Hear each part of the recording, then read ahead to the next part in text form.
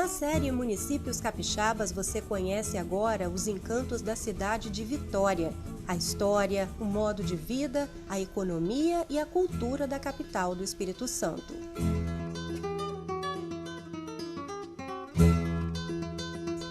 Vitória é a terceira capital mais antiga do país, fundada em 1551, 5 décadas após o descobrimento do Brasil. A cidade fica em um arquipélago composto por 34 ilhas. A charmosa capital capixaba ocupa a maior delas, com 105 quilômetros quadrados de extensão territorial. O primeiro nome oficial do município dado pelos portugueses foi Ilha de Santo Antônio. Ainda no período colonial brasileiro, Vitória chegou a ser chamada Ilha de Duarte Lemos, nome do guerreiro designado pela colônia portuguesa para atuar no Espírito Santo. Esse Duarte Lemos ele tem uma importância extraordinária na história de Vitória. Ele foi, de fato, o fundador de Vitória, né? Porque a gente comemora a fundação de Vitória em 1551, o ano em que a Vitória teria sido transformada em vila pelo Vasco Coutinho. O que aconteceu é o seguinte: o Vasco Coutinho estabeleceu-se aqui em Vila Velha, veio para cá, criou ali aquela vila ali, que deu origem à Vila Velha, e o Duarte Lemos foi para lá, para Vitória. Fez a igrejinha, fez uma casa ao lado da igrejinha, e ali se estabeleceu. E parece que esse Duarte Lemos era um guerreiro feroz. Parece que o Duarte Lemos foi mais bem sucedido lá em Vitória do que o Vasco Coutinho aqui.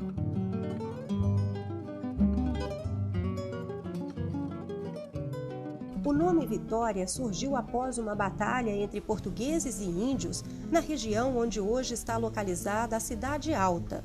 Na época, o local era cheio de plantações que os índios chamavam de capixabas.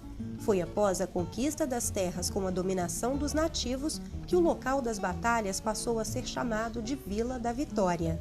As invasões, elas foram permanentes na história do Espírito Santo. Quando ele falou do Duarte Lemos, o Vasco Coutinho doou a ilha de Santo Antônio para o Duarte Lemos, e no documento em que ele fez essa doação, ele disse, o Vasco Coutinho, que ele estava fazendo essa doação em retribuição pelos serviços que o Duarte Lemos teria lhe prestado, tanto no combate aos índios quanto no combate aos franceses. No início do século passado, a capital ganhou o apelido que a tornaria conhecida em todo o Brasil, Cidade Presépio, expressão criada pelos navegantes que viam a imagem das casas refletida no mar.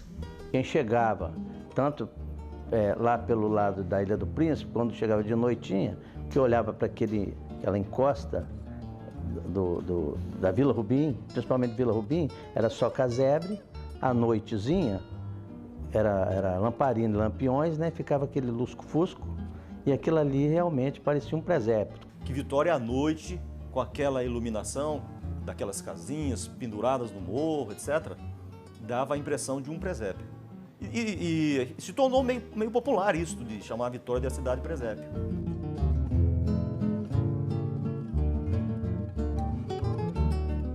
A arquitetura de Vitória permite um passeio por quase 500 anos de história. A edificação mais antiga é a Capela de Santa Luzia, na Cidade Alta, fundada em 1537. A igreja foi construída com pedra e cal das ostras do mar. E assim foi a fundação de Vitória, né? Que na verdade ela foi fundada por Duarte Lemos, com o estabelecimento e a criação da igrejinha de Santa Luzia e a residência dele ali. Foi isso que atraiu mais moradores e atraiu também, depois, os jesuítas. Foi ainda o Duarte Lemos que doou para os jesuítas aquele terreno onde eles se estabeleceram ali, que é hoje, onde é hoje o Palácio do Governo.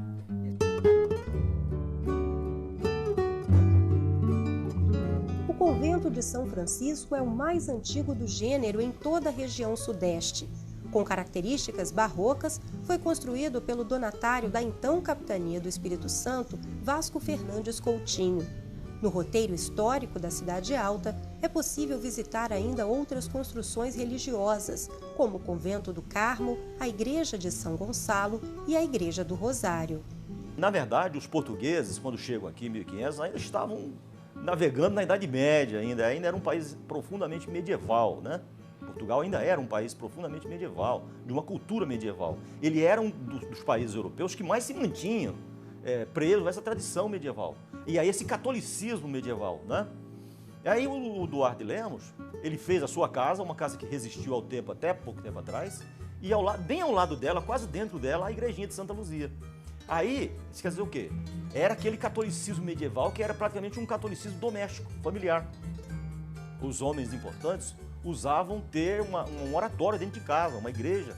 A sua própria casa, às vezes, era transformada em algum espaço dela num lugar de oração. A Cidade Alta também abriga o principal monumento histórico da capital, o Palácio Anchieta. A construção, iniciada em 1551 pelos padres jesuítas, funcionou como colégio religioso durante anos e, desde 1758, abriga a sede do governo do estado. Uma curiosidade do palácio é que ele guarda o túmulo simbólico do padre José de Anchieta. Bem pertinho do Anchieta, do lado oposto da praça, fica o Palácio Domingos Martins. Construído em 1606, foi sede do Poder Legislativo Estadual até o ano 2000, quando a Assembleia Legislativa foi transferida para a Enseada do Suá. Ainda passando pela região central de Vitória, encontramos outro monumento importante, o Forte São João, herança do Brasil colônia. Várias vezes Vitória foi atacada por corsários franceses, corsários ingleses e depois, no século XVII, com mais ênfase, pelos holandeses. Aí, no século XVIII, descobriram-se as minas, né?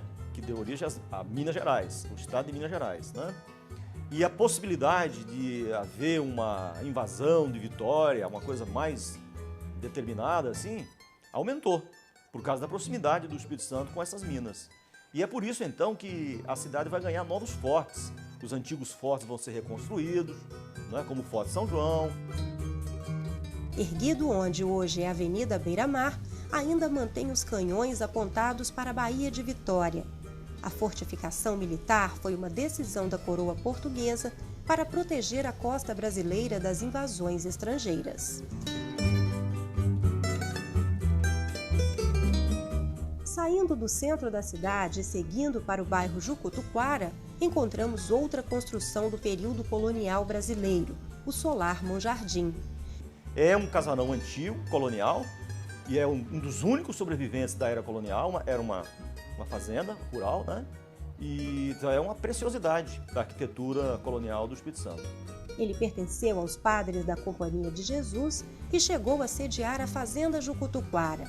Já no fim do século XIX e primeira metade do século XX, o solar passou a ser a residência do Barão de Monjardim, primeiro governador do Espírito Santo depois da proclamação da República. Ainda no século passado, foi transformado em museu e, há mais de 70 anos, faz parte do patrimônio histórico brasileiro.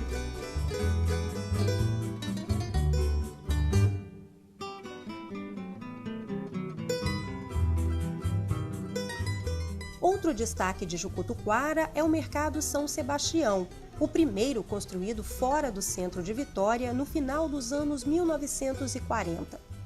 Antigo ponto de encontro de moradores do bairro, o mercado foi tombado como patrimônio histórico pela Prefeitura de Vitória e transformado no centro de referência do artesanato capixaba.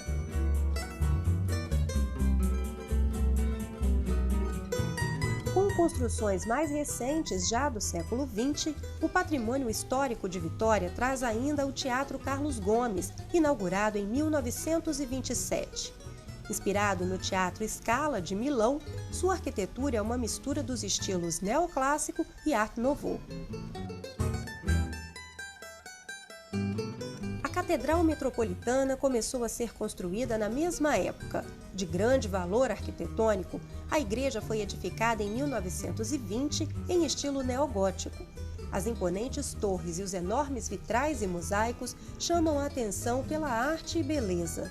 E falar em patrimônio histórico da cidade é lembrar também da Rua 7, que fica no centro.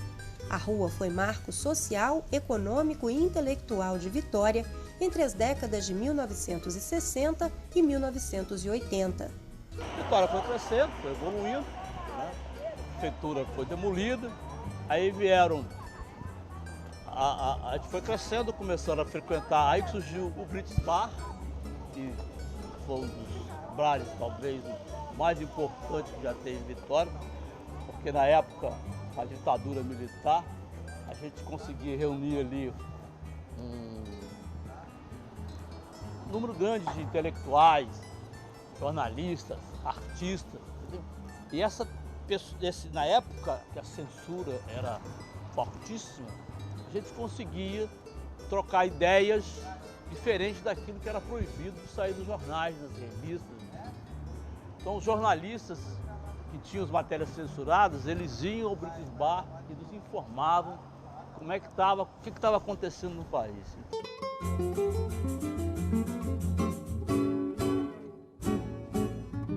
Para comportar o crescimento, as águas que banham Vitória receberam ao longo do século passado vários aterros que acabaram transformando a geografia e aumentando em até 6 vezes o tamanho da cidade. Uma etapa de crescimento importante de Vitória começa no final do século XIX. Final do século XIX, com o primeiro aterro que foi feito em Vitória, que foi o aterro do Campim. O aterro do Campim é que vai dar origem ao Parque Moscoso. Aliás, ele se chama Parque Moscoso porque foi aquele presidente Moscoso, Henrique Moscoso, aqui em Vila Velha nós temos uma rua que homenageia esse sujeito. Aqueles governadores da época do século XIX, eles eram chamados de presidentes. Foi esse presidente Orlando Moscoso que iniciou o aterro. Na verdade, a obra como um todo só foi concluída pelo Jerônimo Monteiro, lá entre 1908 e 1912. Ele é que fez a urbanização do local e aí Vitória começa a se expandir para aquela região onde é o Parque Moscoso. A Praça Costa Pereira, por exemplo, considerada o coração da capital, já foi banhada pelo mar. Era antes chamada de Prainha.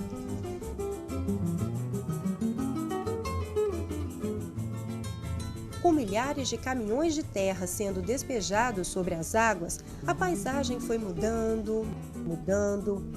E a água que passava embaixo da ponte? Não tem mais. Por isso, ela foi batizada de Ponte Seca. No lugar do mar estão a Ilha do Príncipe e a Vila Rubim, que abriga o mercado mais tradicional da cidade. Os temperos, os cheiros das ervas medicinais, os objetos de cultos religiosos e o artesanato fazem do mercado da Vila Rubim o endereço das tradições do Espírito Santo. Quer preparar uma moqueca ou torta capixaba? Aqui tem todos os ingredientes e também a panela de barro, item imprescindível para a culinária do estado. E por falar em panela de barro, essa é outra especialidade de Vitória. Para manter a tradição de mais de 400 anos, as paneleiras de Goiabeiras ganharam um novo galpão. Famílias inteiras trabalham unidas neste espaço. Os homens retiram o barro e com os pés preparam a massa. Com as mãos, as mulheres dão forma ao barro e moldam as peças, uma por uma, habilidade que passa de geração em geração. E é na panela de barro que se prepara a moqueca capixaba, prato que ganhou ainda mais fama na década de 1970, época em que o jornalista Cacau Monjardim consagrou a frase "Muqueca é capixaba, o resto é peixada". Eu ia à Bahia e fui convidado e fui fazer palestras sobre o contexto e sobre a estrutura operacional e administrativa da empresa de turismo do estado. E lá chegando, comer aquele ensopado era um negócio muito terrível. A comida profundamente apimentada. E então aquilo me fazia mal, eu passava mal.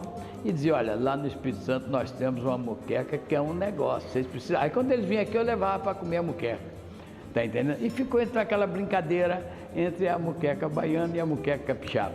Aí eu, para enxovar e gozar os baianos, e principalmente a Manuel Castro, que foi deputado federal até pouco tempo, eu fiz o cartaz "Muqueca só capixaba, o resto é peixada", mandei para eles e lancei o livrinho de receitas segredos da cozinha capixaba.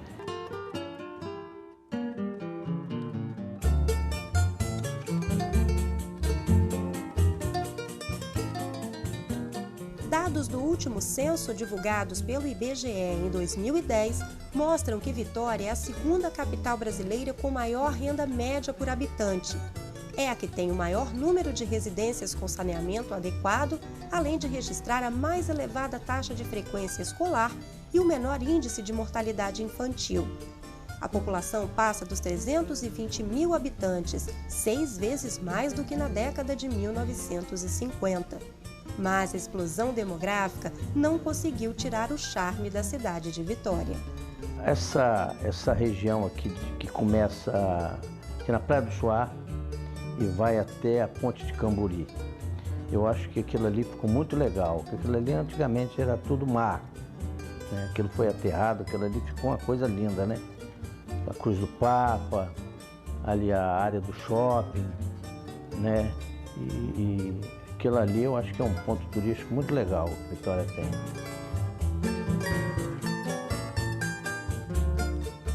Por ser uma ilha, Vitória tem intimidade com o oceano. O mar sustenta não apenas sua economia, mas também a culinária, o lazer e o turismo. Nas ilhas do Boi e do Frade, áreas nobres da cidade, os atrativos são as enseadas, praias pequenas e charmosas de águas calmas e claras. Recantos que revelam uma geografia caprichada pela natureza. A Curva da Jurema, com seus quiosques e calçadões arborizados, é outra atração para quem curte sol e mar tranquilo. Mas, para quem busca movimento e adrenalina, o endereço é Camburi, a praia principal de Vitória, com 6 quilômetros de extensão. Iluminada pelo sol de dia e pelos holofotes à noite, a praia foi completamente reurbanizada e é palco constante de atividades esportivas e de lazer.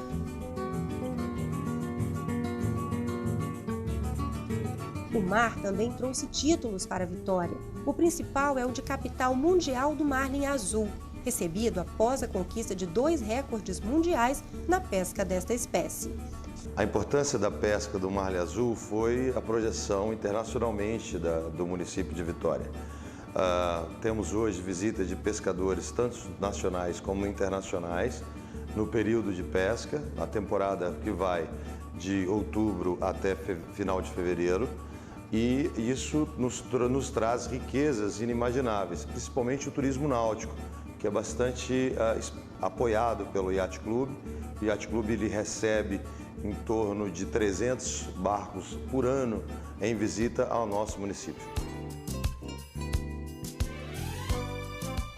Outra obra de reurbanização que também mudou a cara da cidade foi a reforma da Ponte da Passagem, que liga a ilha à parte continental do município.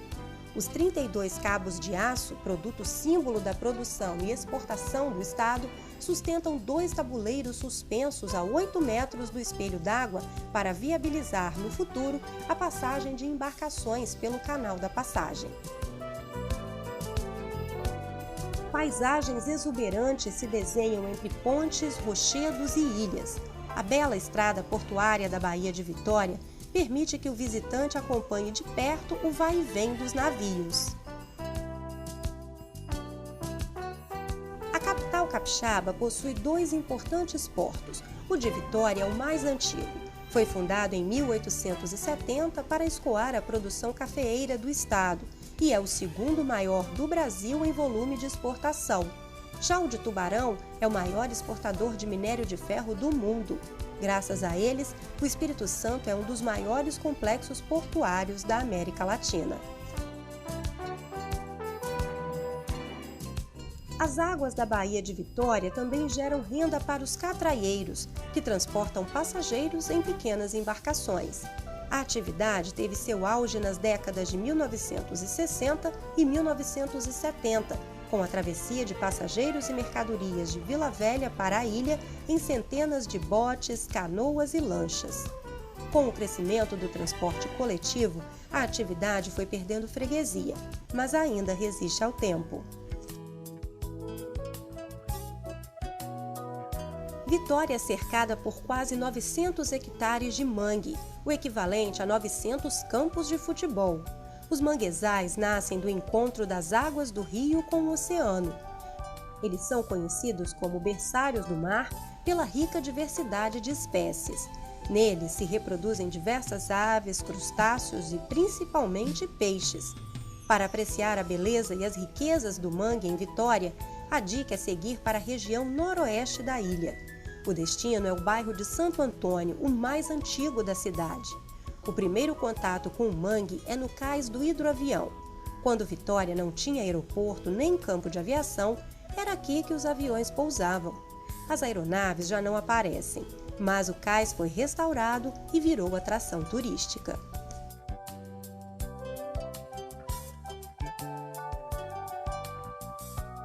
Já que estamos aqui, uma dica é passar pelo Santuário de Santo Antônio. A igreja imponente no alto da rocha é outro cartão postal da cidade, uma homenagem ao padroeiro de Vitória.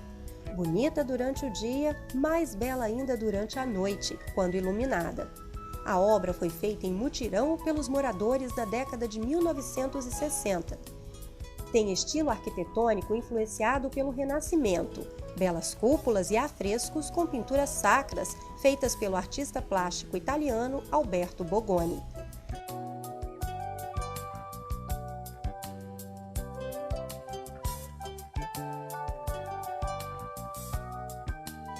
Ainda na região de Santo Antônio, vale a pena dar uma parada no Cais das Barcas. As águas prateadas do mangue contrastam com o verde intenso das pequenas ilhas. Uma boa oportunidade para sentar, relaxar e contemplar a natureza. As imagens se descortinam como telas, canos amarrados em estacas, pescadores jogando as redes, pôr do sol emoldurado pela vegetação típica e pelos montes Mochoara de Cariacica e Mestre Álvaro da Serra. O Atracadouro, inaugurado em 1999, tem uma passarela de onde é possível apreciar a vida do mangue e entrar em contato com a comunidade pesqueira.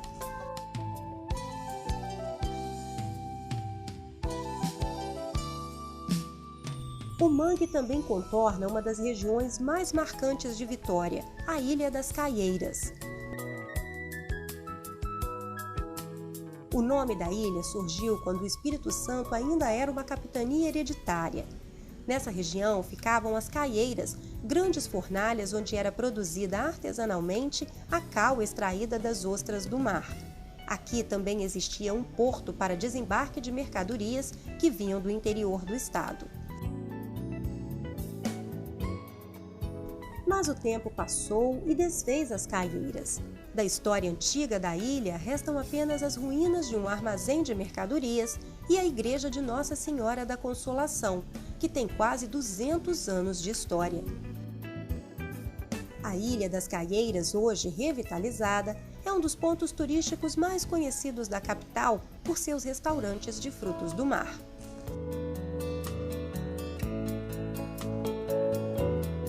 Uma das capitais mais verdes do Brasil, assim é Vitória, uma cidade que investiu em espaços ecológicos e de lazer.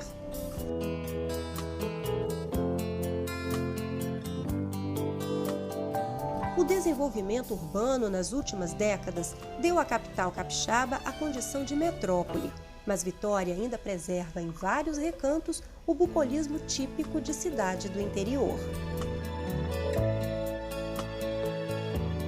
Em plena correria da região metropolitana, é possível fugir da agitação e se entregar ao canto dos pássaros e ao contato direto com a natureza em suas centenas de praças e parques. Localizado no centro de Vitória, o Parque Gruta da Onça tem muitas trilhas sob a sombra de gigantescas árvores nativas da Mata Atlântica. Logo na entrada, a escultura de uma grande onça de concreto chama atenção. É o felino protegendo a nascente que fica embaixo da pedra. Escadarias conduzem os visitantes aos refúgios de descanso e contemplação.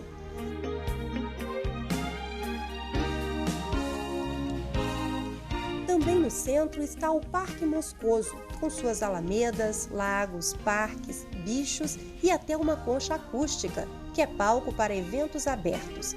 Construído em 1912, é o parque mais antigo da cidade.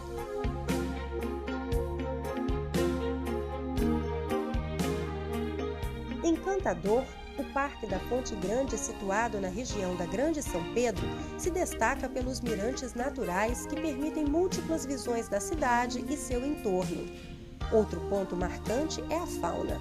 Os macacos da espécie sagui da cara branca são comuns por aqui. A próxima parada é o Parque de Barreiros, em Joana d'Arc. Formado por árvores frutíferas, é um verdadeiro pomar em plena selva de pedra. Ainda na região de Maruípe, tem o Horto Municipal, que é coberto pelo verde e pelas bromélias típicas da flora capixaba. Exibe palmeiras imperiais centenárias e é cortado por um córrego cheio de curvas, habitado por aves aquáticas. Passando pela região de Jardim da Penha e Mata da Praia, a parada obrigatória é o Parque Pedra da Cebola, construído em uma área degradada por extração de pedra. Com lagoas, animais e muito verde, o espaço é ideal para a prática de atividades físicas ou simplesmente para relaxar.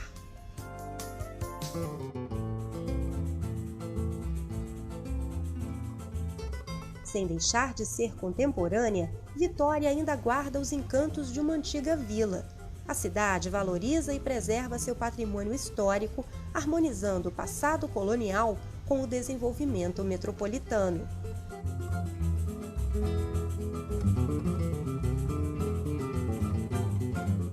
Depois de conhecer os encantos de Vitória, é impossível não concordar com a jornalista Carmélia de Souza, que já na década de 1960 dizia: "Esta ilha é uma delícia".